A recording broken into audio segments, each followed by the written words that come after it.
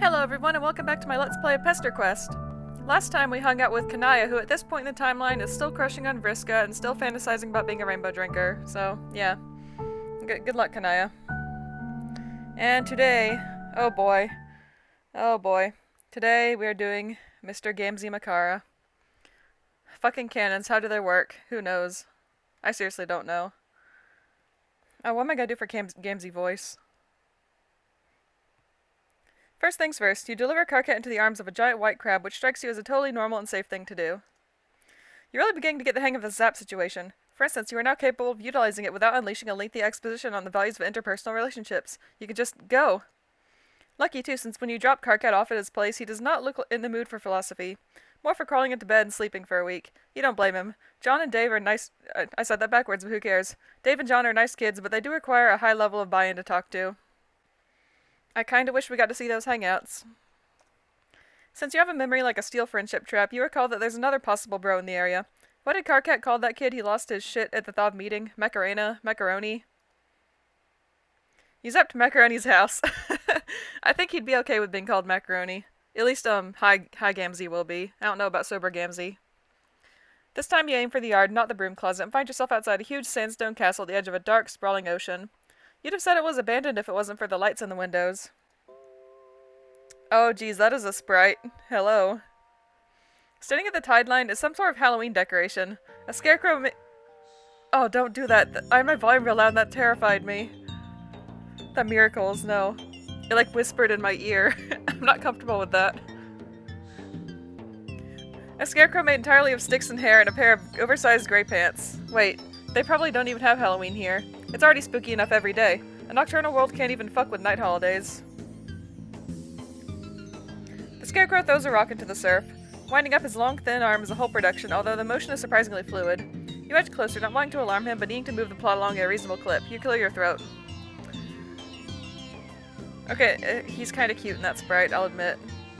The boy scarecrow does the laziest double take you've ever seen. It's like he's on half speed. Motherfucker, are you lost? That's a little forward. Not that you aren't hip to all the choicest trends that the kids are on. You have absolutely no problem with some random teen just swearing at you out of the blue. It's absolutely fine. In fact, you love it. Makara, that's what his name was. You ever look at the ocean? You know, really get your eye stalks going on it. Well, yeah, you're doing that right now, actually, since the ocean is right in front of you, and it's very hard to not see it at least out of the corner of your eye. Oh, dang. Felt for sure you were someone's little Los Lucis on account of you being white all over. Not my old goat for sure. That old bastard's never once showed his ugly skull to share a pie. The tide creeps up the beach and you take an automatic step back. The water looks normal and Makara is up to his shins in the surf, but you still don't trust like that. You can teleport, but that doesn't mean you want your toes burned off by alien salt water or whatever the fuck. What about you, stranger? You ever get down on a hot, warm plate of gooey mess? Pie, motherfucker. I got one in the oven. Oh, how silly of you. You love pie. You love it so much more than any of the weird shit you thought he was talking about. He grins and, oh god, horror opens up a pit in your stomach as his skin cracks before you realize that it's makeup. He's got face paint on, you guess kind of like a clown thing going on? It tracks. The big pants, the crazy hair, etc. That's actually kind of fucking weird, but since it's not as weird as it it's not as weird as it should be. Like everything since you began this rollicking friendship romp, this new information feels like remembering rather than learning. But right now, all you really care about is learning. All you really care about learning or remembering is that sweet pie the kid mentioned. Hell yeah. You got your pan all at where it's supposed to be. In your sack. Gamzee. Come again? Gamzee. Bless you. My name, motherfucker. For a second, the kid's vacant stare sharpens. His gray eyes are like looking down a long, empty corridor, but for just the briefest moment you think you see something lurking at the end of it. Something angry, and that's gone. I wonder if we'll see any of sober Gamzee in this. I'm kind of excited for that. Seriously, Gamzee, clean your hive. It's shit. Gamzee Okay. One thing. I saw this green stain first and I was like, oh, that's just soap or slime. But then I looked up here and there's a dark red, there's like a brownish yellow, there's a rather olive looking color over here. That one might be jade, that one looks very, I don't know, cerulean maybe. So, it could be Faygo. I don't know. I'm not ruling out other possibilities though. Gamzee brings you inside his hive, which is lopsided and shakes when the wind blows. Whoever designed it definitely got their architecture degree online. It also smells a lot like weed. You take a step into the living room. Honk. Oh, Jesus Christ. There are like 40 little honk horns strewn around on the floor in a pattern that makes it absolutely inevitable that you will step on most of them on the way to the couch. You give up after a few seconds of careful hopping and just honk your way across the room. It's a goose party up in here. Oh yeah, brother. Make that music. Sometimes it all just gets too much to contain, you know what I'm saying? Gamzee sticks his head around the door to what you assume must be the kitchen. He's got flour on his nose. You thought he said the pie was already in the oven. What's he using flour for? The music builds up, don't it? It's like a miracle. Like a little ball of snot, what's all caught up in your suck sphincters. You actually have no idea what he's talking about, and you're pretty sure that's not your fault. A bunch of clattering and banging interrupts your thoughts. Dear God, what's he doing in there? How hard is he baking? Then you realize it isn't coming from the kitchen. It's coming from a different door. A closet door. Carcat voice, what was it? What even is that? Oh fuck, it's you and Carcat. You must have time traveled without even meaning to when you zapped here. Damn it, you thought you were getting the hang of this. How do you respond to this absolutely unforeseen turn of events? I'll open the door, okay? You spring up to answer the door because that's what any good guest would do while their host is busy fighting a pie. You honk your way over, making more music on the way. Miracles or whatever. You wonder what you're going to say when you see yourself. You'll probably be pretty surprised. Up close, the door is sort of warm, not temperature-wise, more in an existential way. A narrative weight hangs around the store, and when you touch it, tingling heat shoots up your fingers.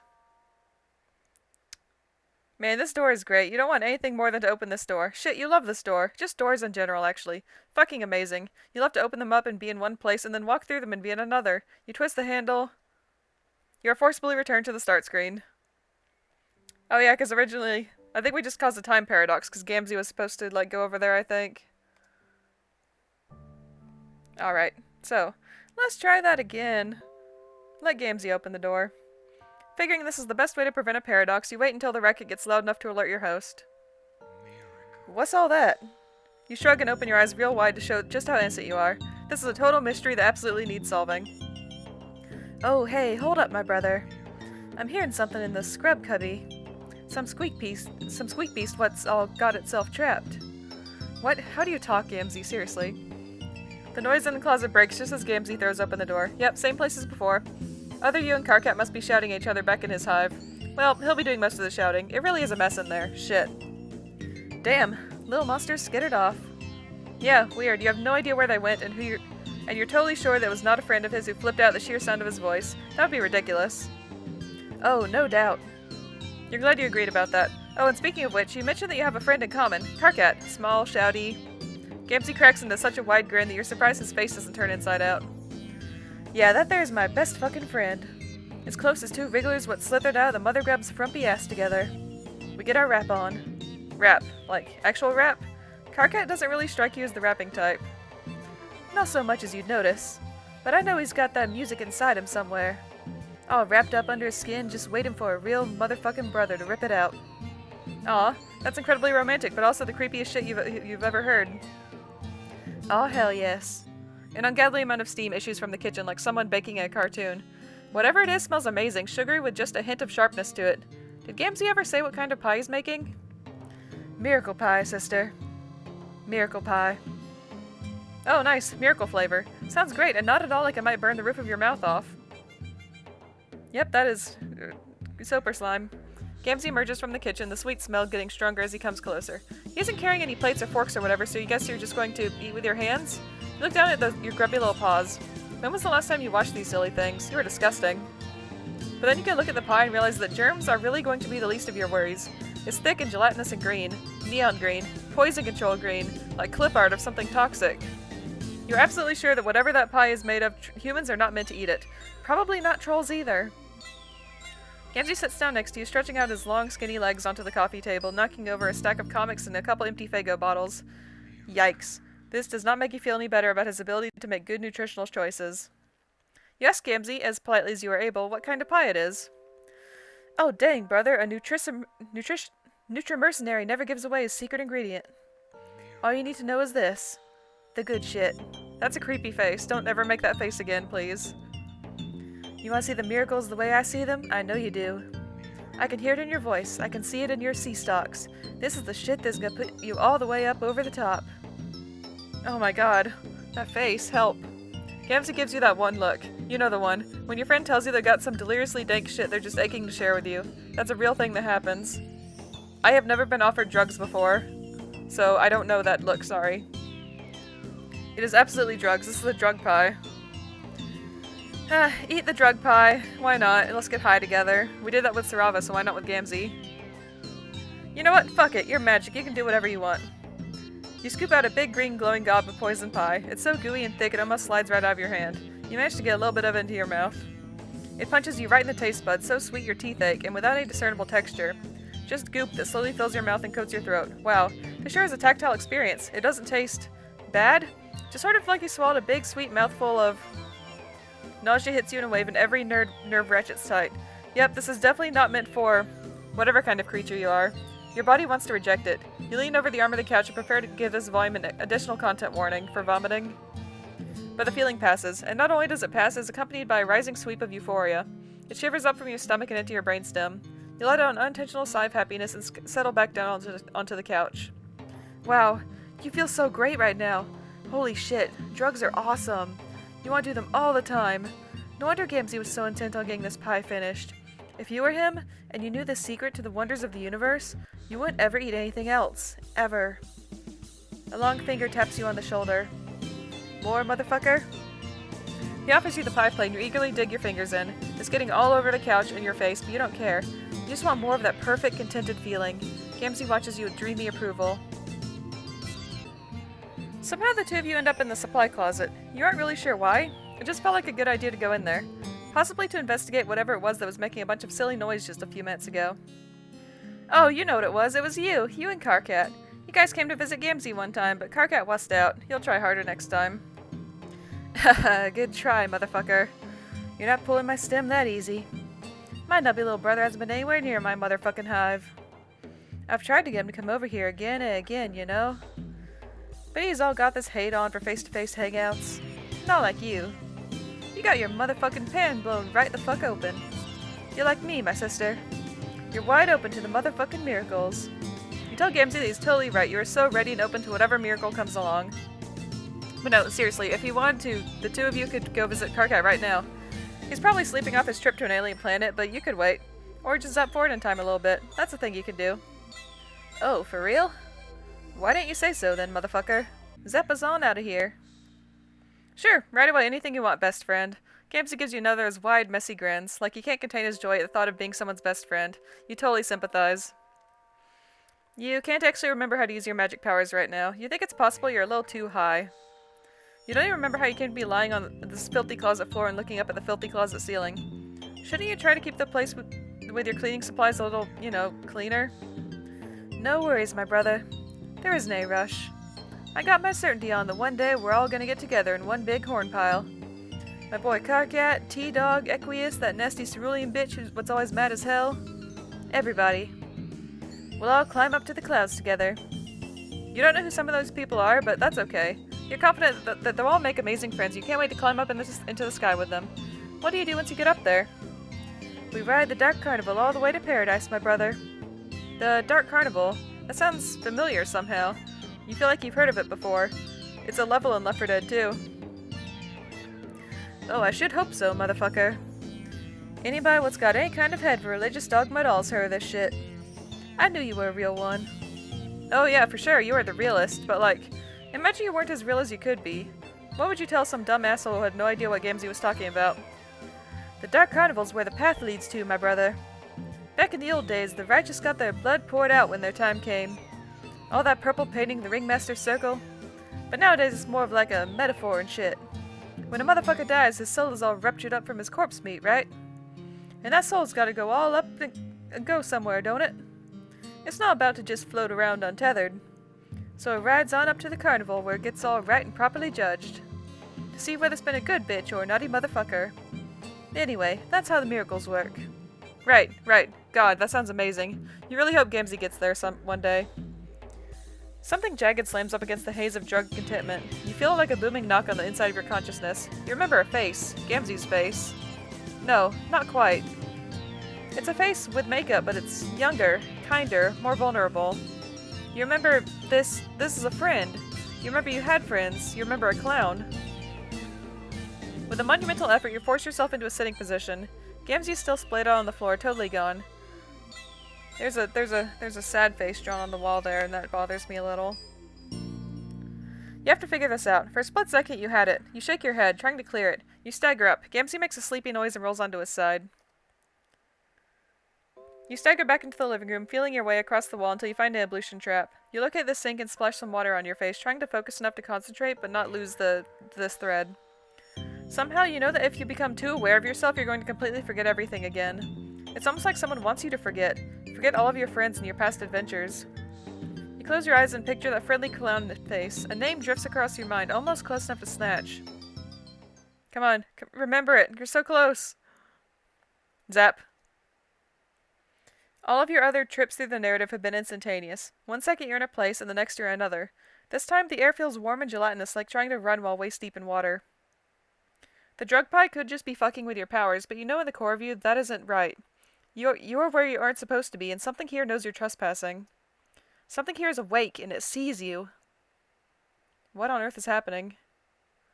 Your body goes through a series of shivers, not unlike when you first tasted the pie. Some distant layer of you knows that whatever you are experiencing is wrong, not meant to be seen by anyone, as if somehow you've gotten a glimpse into the subatomic level. Your vision stretches out in a long, empty corridor, and at the other end is, what? I don't like that. I don't like that at all. You slingshot back to Gamzee's hive, hitting the floor with what feels like every inch of your body. God, how can you fall on your ass and your head at the same time? How is that legal? Even worse, you appear to have sobered up much faster than you have any right to. The high is broken like a fever, and you're sweating through your trendy colored shirt.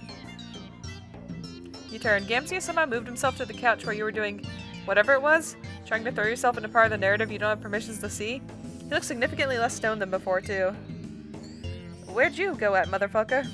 Oh, you just tried to pop in to visit someone? Someone you thought you remembered from your past, and it went wrong. Somehow you're just getting an image of a T-posing figure, which is absolutely absurd. Damn. That's some deep nonsense right there. Some righteous fucking noise. Yeah, you guess so. Probably just the drugs, though. Gamzee looks at you through slitted, hazy eyes, and you realize that trying to explain anything to him when he's in this state isn't going to do any good. Just a fever dream. And that's probably exactly what it was. Shit. Maybe this is what kids refer to as a bad trip. Is this what Gamzee does? Just sits in his hive all the time and gets high? Well, that's a perfectly respectable way to deal with a hell place like Alternia, but God, it makes you sad. All these kids you met so far make you incredibly sad. There, now you went and bummed yourself out. You're exhausted. You really aren't above doing the least amount of work for the highest possible reward here. You shrug and tell him that probably what you experienced was a miracle. Gamzee's beatific smile makes it all better. Victory! Well, I think with Gamzee involved, I consider that a happy ending. Nobody died. There was no violence. Good. Let's refuse the pie this time, because I feel like that might end badly. Dare to resist drugs and alcohol. I was in the DARE program at school. All it really did was, it taught me that drugs existed in the first place, so it made me curious about marijuana and all that. I still haven't tried drugs, but, you know, I'm open-minded. Not saying you should do drugs, just, I don't know. I'm not a role model, don't listen to me. I don't know what I'm talking about. You take a deep breath and prepare to stand up to peer pressure. You tell Gamzee that you think he'll pass on the pie. Whoa, for real? Nobody's ever turned down a bite before. Really? How many people has he offered it to? Gamzee grins. Well, motherfuck, you got me there. No fear, brother, no fear. You gotta be all doing what you're feeling. No way am I about to harsh your brother's flow when it comes to all their personal preferences or whatever. Oh, thank God, he isn't going to think you're uncool for not doing his drug pie.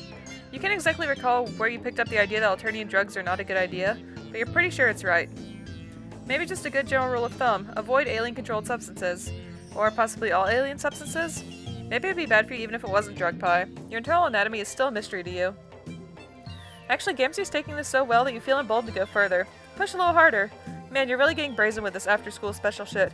Do not tell him to stop eating the pie, oh my god.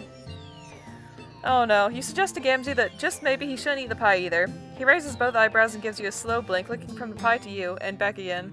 He looks absolutely flabbergasted at the idea. Hasn't anyone ever mentioned to him that he should be careful of what he eats? Not even Karkat? Karkat absolutely seems like the kind of guy to want to micromanage his friends' lives. You're not entirely wrong. Might have said a thing or two. Once or maybe 2 times. Does Gamzee ever think about following his good friend's advice? Oh, I saw that face for a split second. Gamzee freezes with one long-fingered hand reaching for the pie. You can practically see the gears turning in his head. You catch another flicker of that flat, effectless mist behind his eyes. Then he splits into another big, sloppy grin. Fuck it. Gamzee rises eerily to his— oh no. Eerily to his feet like he's on marionette strings, almost without bending his knees.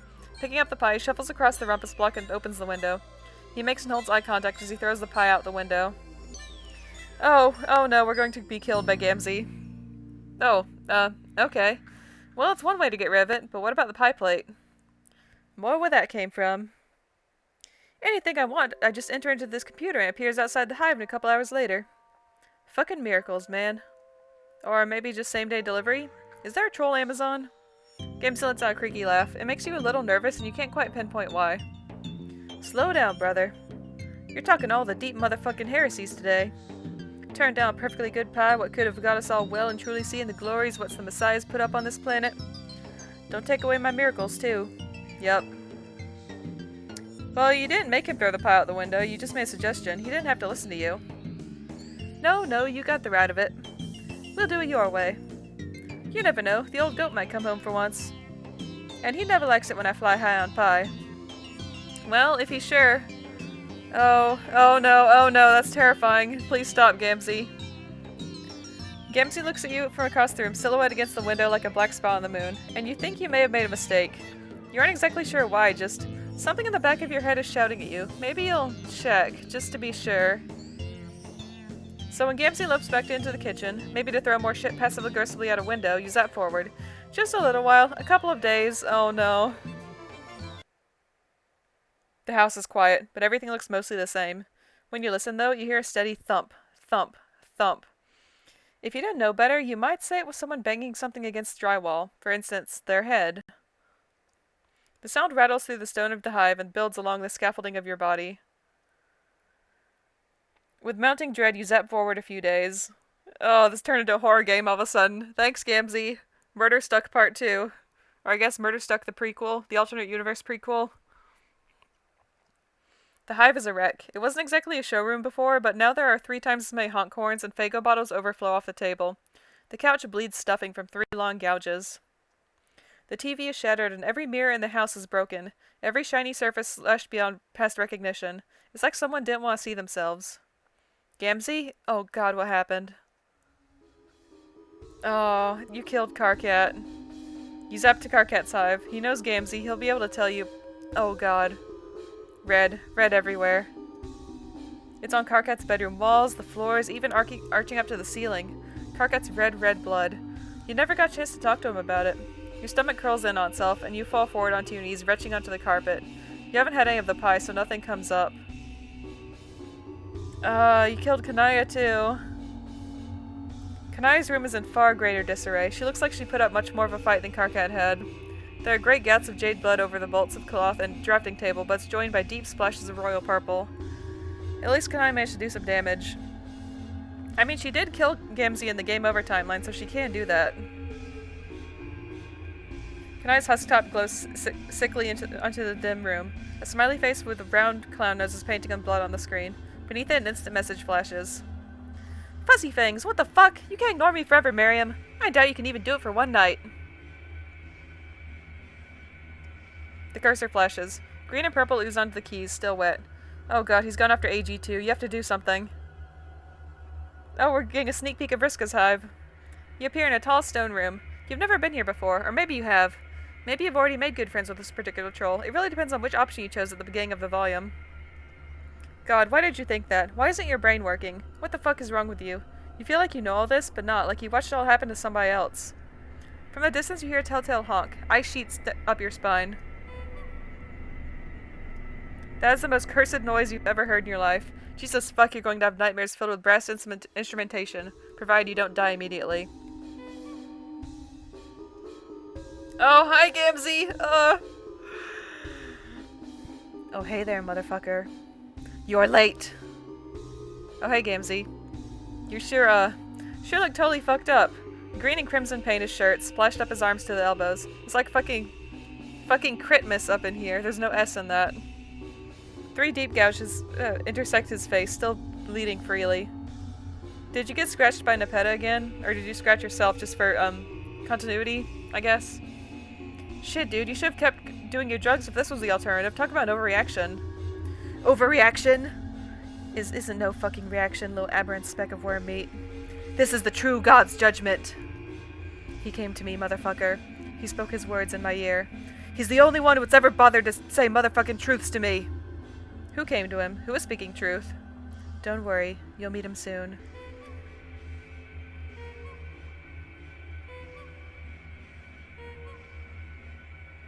Oh god.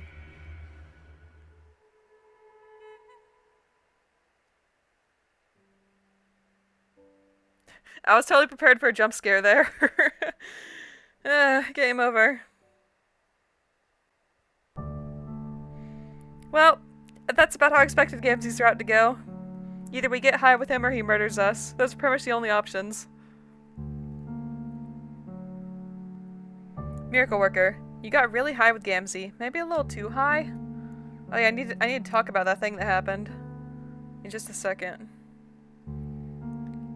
Blood, gore, death, parental neglect, and drug use. Yep, that's Gamzee in a nutshell. Well, okay. So, that thing that happened when we got really high, when we were in, like, the corridor, and there was the, it was a realistic-looking human figure. Like, not a cartoony figure like our character or like any of the kids, really. They're kind of cartoony. Like, that was a realistically proportioned humanoid figure, and I do not know what that was. So I'm a little scared of it. Especially because it was, like, silhouette against the light, so it seemed kind of menacing, so... I don't know what's going on. Like, I know Pesterquest is technically non-canon, but I feel like it's going to tie into the main story somehow. Just because that's a thing that Hussey would do.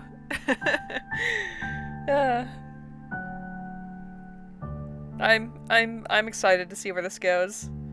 Yeah. So, thanks for watching. I hope you have a great day, and I'll see you next time. Bye!